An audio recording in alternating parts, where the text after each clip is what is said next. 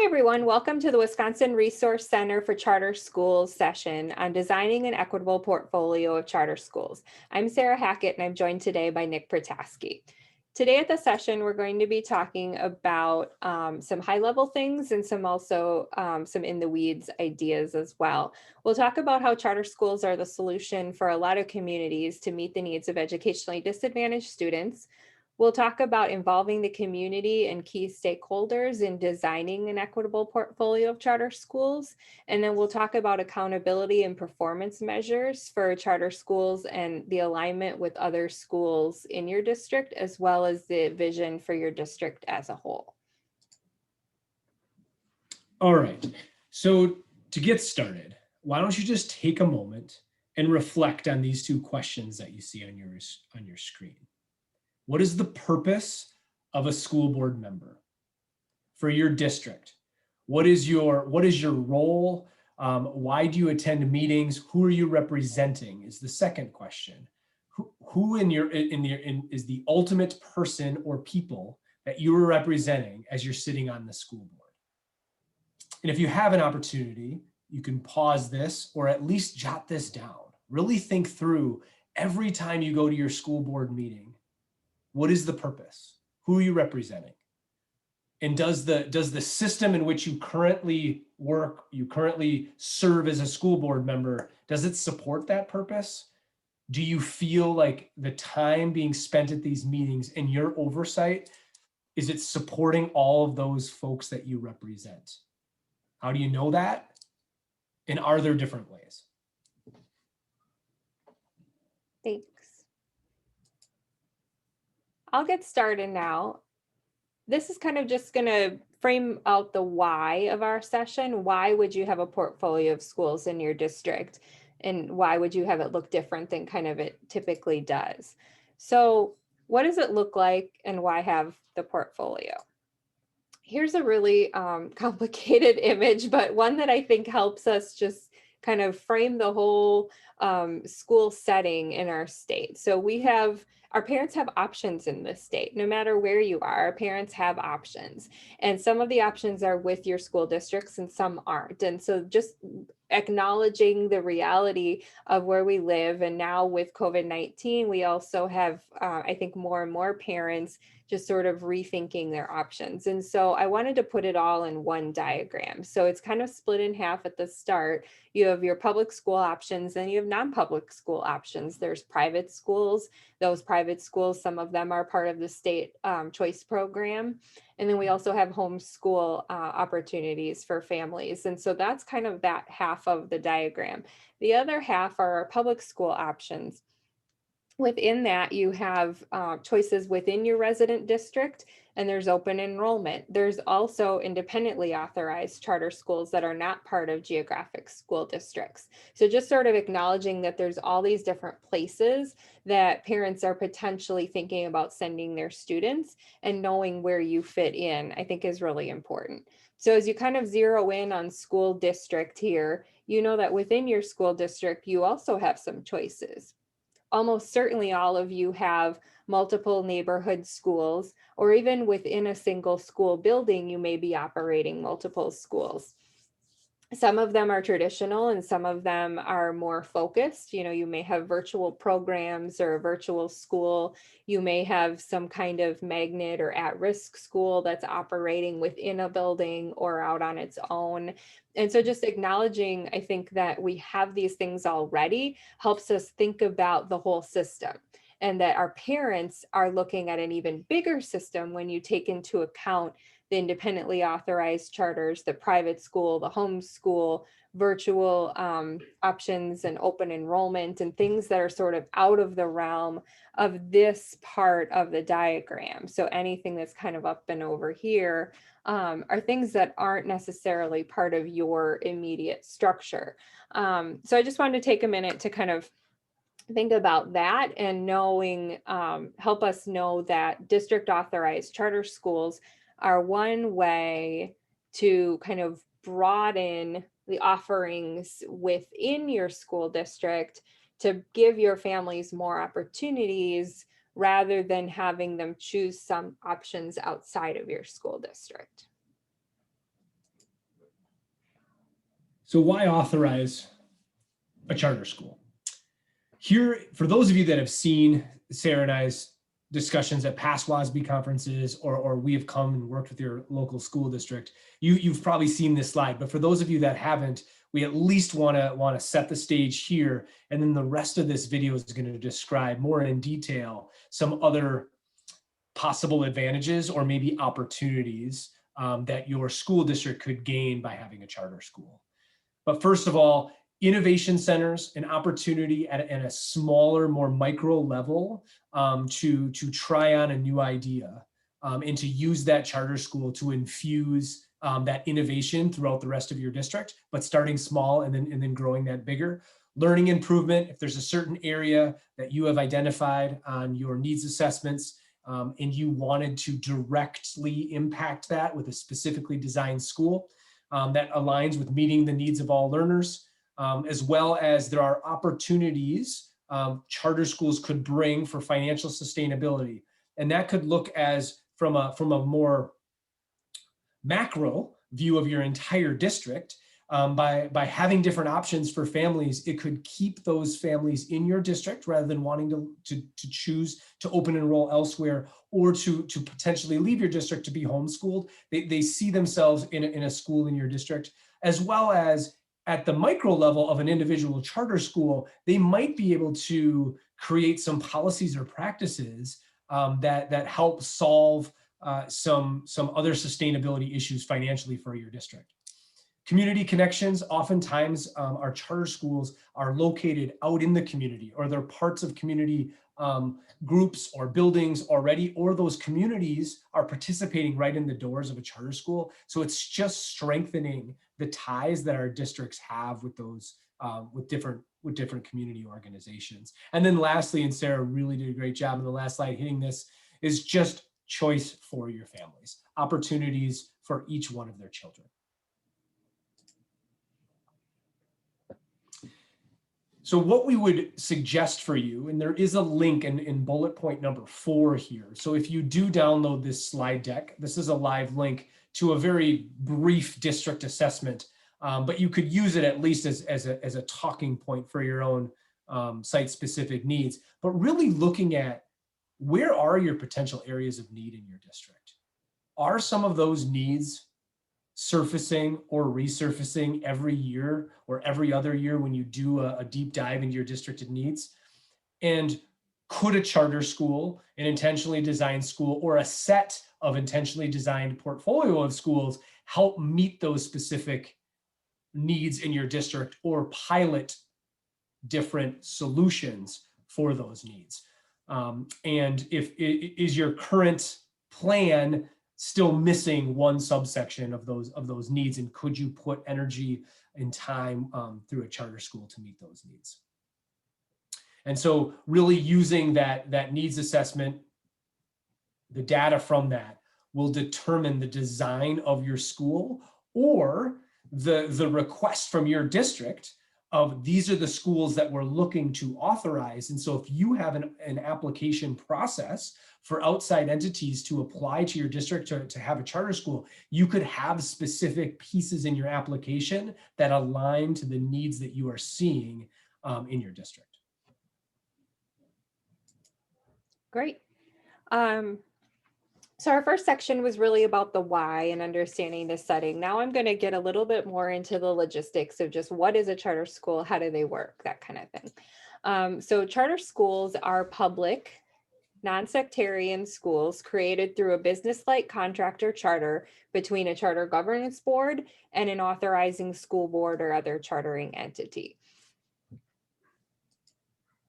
We have charter schools all over the state in Wisconsin, in every CISA, all 12 CISAs, and in 90 plus school districts in the state. We have 96 active authorizers, but a few of them are universities and other entities. 236 charter schools in all in the state, and that number is expecting to grow in the next year.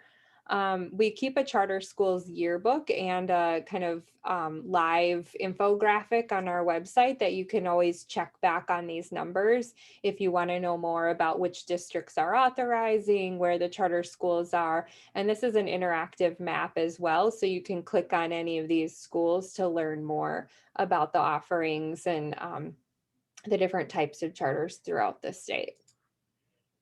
And then I just have a quick summary and a few resources for you.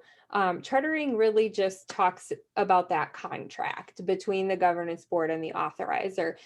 The contract, Nick will get into a little bit more soon, but it really spells out like the purpose of the charter school and the expectations of the charter school and how they're going to fulfill the idea laid out between the authorizer and the governance board. A charter school allows the student to attend at no cost to the family. It's a free school, it's a public school. All school districts in the state are able to serve as charter school authorizers, but they don't have to. It's just, it's in the statute that all are able to. And then there are also some independent charter school authorizers that are able to serve as authorizers. So I will get into that in just a moment. So what is authorizing? I'm saying that you are an authorizer, but I haven't explained it yet. So here we go.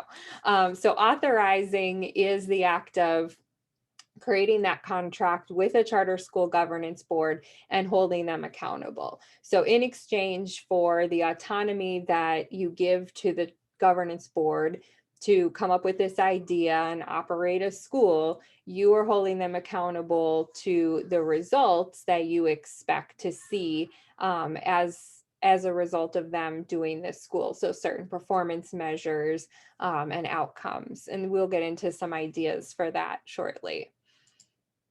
The flow of accountability for a charter school really is that the U.S. Constitution, allows for this.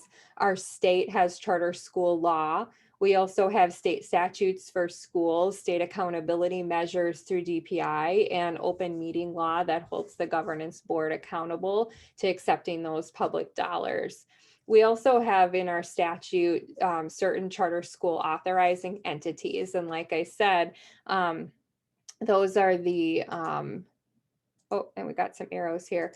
Those are the, all the school districts and then all the public universities and tech schools in the state and a few other public entities. And I think I've got them on a slide coming up here. And then you create the contract with the governance board to fulfill the duties of operating the school, and they'll be held to their bylaws as an entity in the state, as a nonprofit entity, and we'll ask you for certain waivers and things in that contract. So it really is a flow of autonomy, of accountability and autonomy. The role of the authorizer is to ensure success for the charter school. And uphold the best practices for the schools, encourage and endorse autonomy, and assure student and public interests.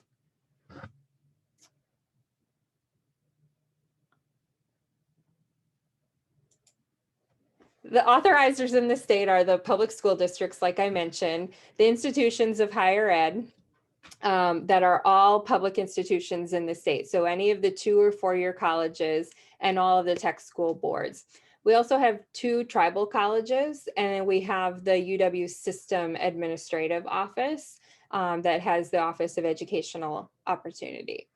Then we have 2 public non-educational government entities, the Common Council of the City of Milwaukee and the Waukesha County Exec.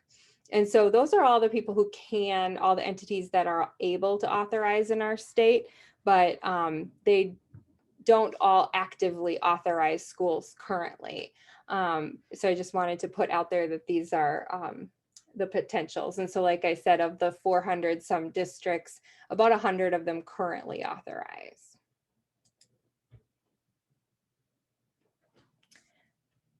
There's 2 types of district authorized charter schools. So if you choose to be an authorizer of a charter school, you can decide to have the staff of the charter school be staff of your school district, Or you could choose to have the staff of the charter school not be staff of the district, they would be staff of the governance board. And so that's really the difference between the terms instrumentality and non-instrumentality. The only difference is the staffing contracts.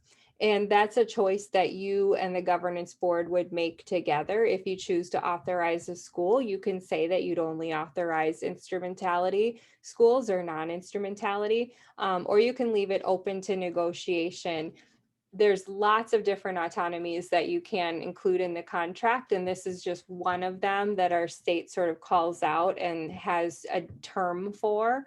And so it's something that often authorizers and governance boards talk about first when negotiating the contract.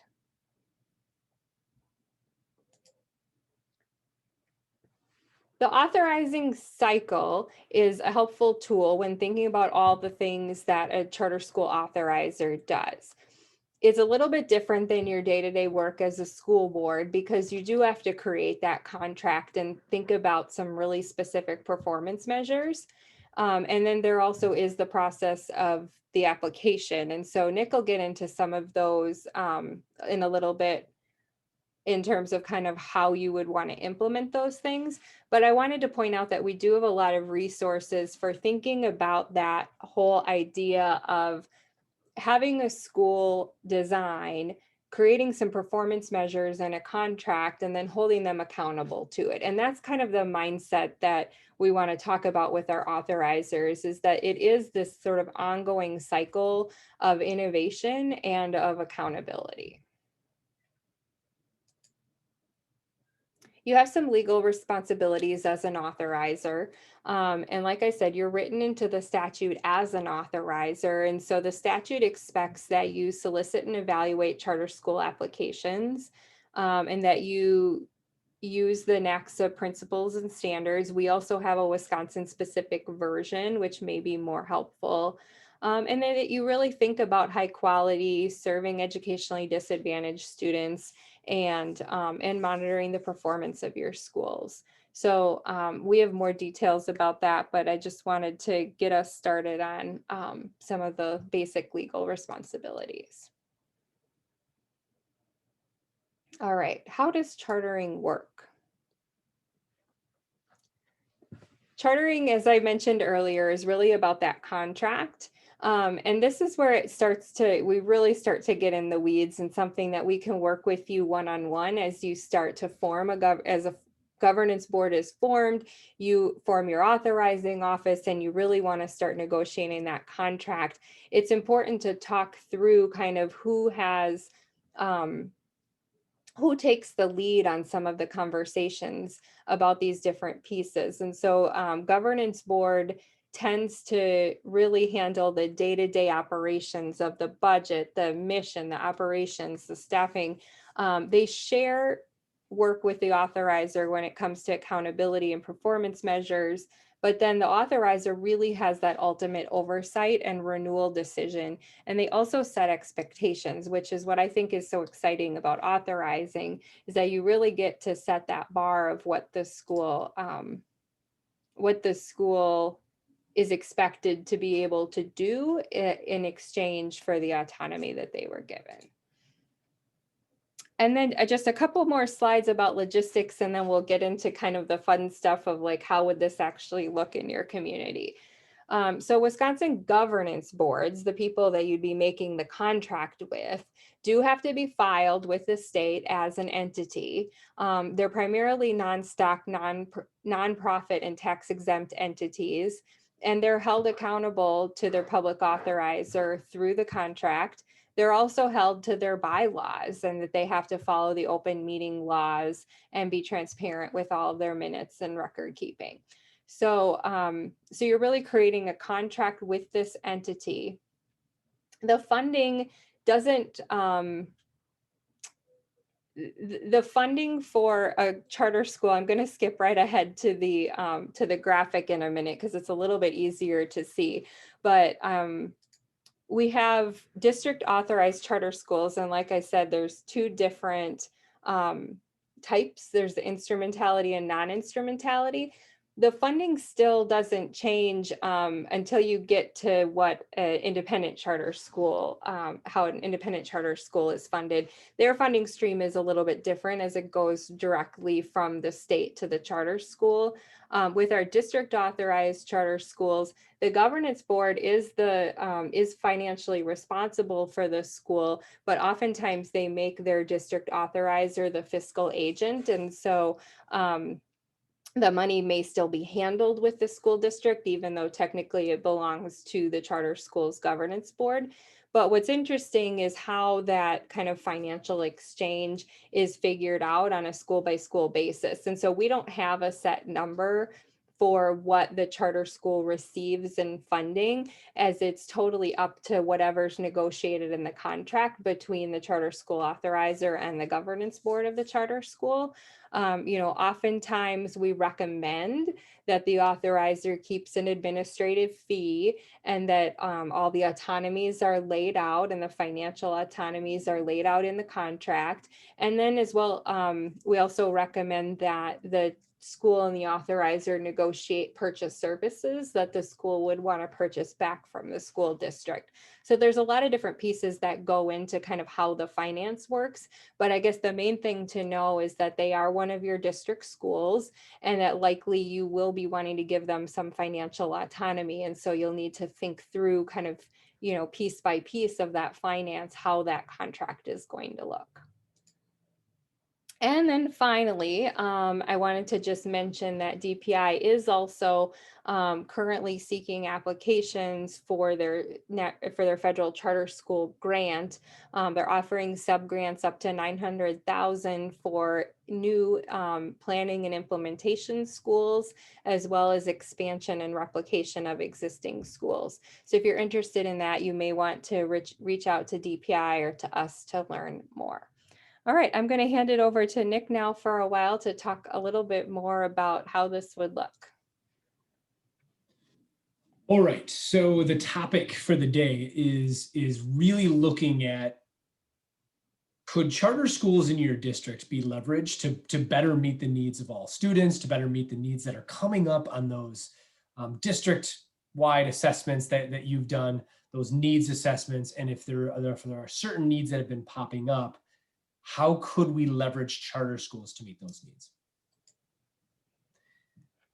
So the timeline for this process, it could look like this. Oftentimes it does, and we're just going to kind of hit on those top 5.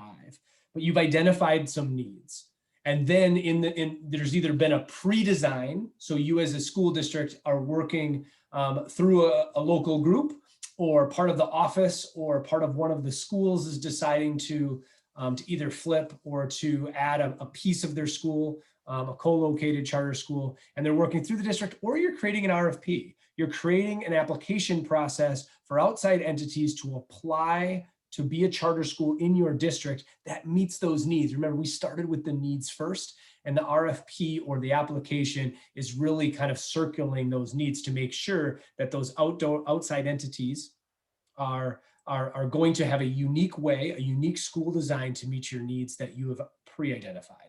Then there's an application process. Oftentimes you train a team to be able to look at those applications, review those applications. There might be interviews in that. There might be white papers with that. There's some sort of process to make sure that the governance board, the leaders of this charter school have both the interest, a shared interest with you as a school district authorizer, but then they also have the competence and they have the awareness to be able to operate a school in your school district. And then there is the contracting process.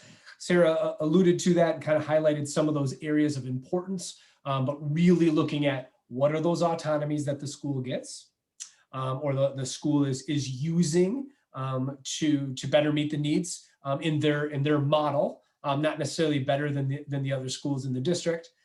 And then what are those clear performance measures that you as an authorizer have to help you monitor and measure the success of this charter school? Oftentimes contracts are from 3 to 5 years.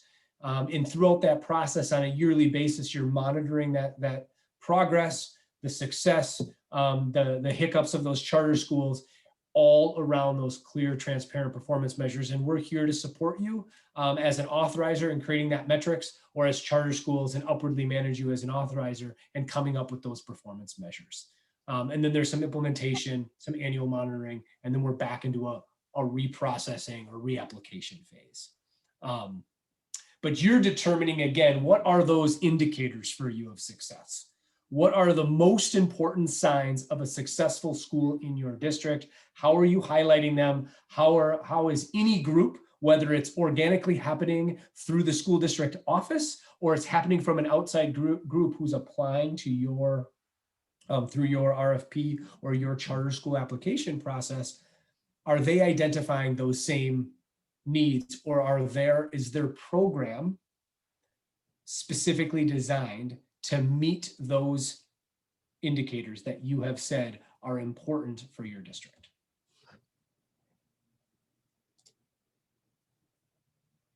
We do have some performance monitoring resources. We're not going to take up too much of your time going deep into those, but we really feel that having, again, those clear, transparent billboard type performance measures saying, hey, this is what the school does, these are the measurement tools that we use, and these are the indicators that that school is being successful. We're routinely monitoring that. And if a school is not meeting one or several of those, what's the process? Is there, is there school improvement planning that's happening? Is there an intervention from the authorizer to make sure that there's progress made to meeting those indicators? And then this is just sort of coming back up. It's a great diagram. We explained it, but really at the middle of your relationship between the school district, school board, and the governing board of the charter school is that contract. And all of this is clearly spelled out. So the governing board knows what they need to show for performance. And again, school performance is not just test scores. It's important that we demonstrate student learning. It's important that we demonstrate growth. We want math and ELA, but we also want strong financial health. We also want safe and successful school operations. We want attendance. We want to make sure that our parents and our community have perceptions that this school is meeting the needs. All of those are wrapped up into those performance measures, which is that bottom arrow that results going back to the school district authorizer. So let's look at this like from a 50,000 foot view. And this gets exciting. So we're a school board, and we've decided, whoa, what are the things that's guaranteed we need our students to learn? What are those needs? What are our learning expectations? What are our graduation requirements? All schools must have this. And here's the framework that we're going to use to make sure that our schools are meeting those guaranteed curriculum, those learning expectations, that safe school, all the things that you believe makes that successful school. You have a very clear framework for your schools to meet those needs. That's part of their application process. How are they going to do that? How are they going to measure themselves? But then if you do contract, it's part of the monitoring process, whether that's a 1-year contract or a 5-year contract. And that is going to be a decision tool then for you as a district school authorizer, a decision-making tool to decide whether or not you are going to recontract with that school. And then the bottom is your portfolio of schools. So there could be different schools that have different specific designs to meet different needs in your community, or different ideas from parents that what they would like to see in their schools, but it still all needs to funnel through what your indicators of success are, your guaranteed curriculum and your learning expectations from a district. And you're constantly measuring that, whether that is every quarter, there's a presentation to you as a school board, or there's a presentation if you as a district authorizer are hiring a different group to monitor those schools. Maybe that's the district office. They're constantly delivering reports back to you to say, yes, each of our portfolio schools are meeting these needs. Here are the metrics. Here are the measurements from those. This one is not, and here's our corrective action plan. That we have asked them to create. And these are the actions that they're going to be taking over the course of the next 6 to 12 months to make sure that they move the needle on where we expect them to be based on our performance metric. So what does this mean for kids? If there's a portfolio of autonomous schools, for not only your kids, but your families and your community to know that there are different schools that have a unique design. Maybe that's that innovation center. There's opportunities and choice for your families. There's different learning environments that meet the needs of different students, whether that's, in our current COVID times, we recognize that virtual doesn't work for all students, but it really works well for some. Is that an option? Are all the needs of students not necessarily being met at one building, but there are other options in that district to meet those needs, and parents are being supported by the district to make those decisions, that each one of their own children might have different strengths and weaknesses, and that align differently for the different portfolio of schools that you might have. And those community connections, that financial sustainability that we already talked about. But again, it's all coming back to your clear performance metric and your expectations of what makes a successful school in your community. All right. So you may be asking then, what is our mission as a district? Going back on some of these reflection questions, what are our district needs? Would charters help? How would we do this? What's the application process? What if we don't authorize? Are there downsides to, what are the pros and cons? How do we get help? All that kind of stuff. So, I don't want your brain spinning too much, but we do have some really good guidance on like, what it would look like in the financials, and we have templates for applications and all that kind of stuff.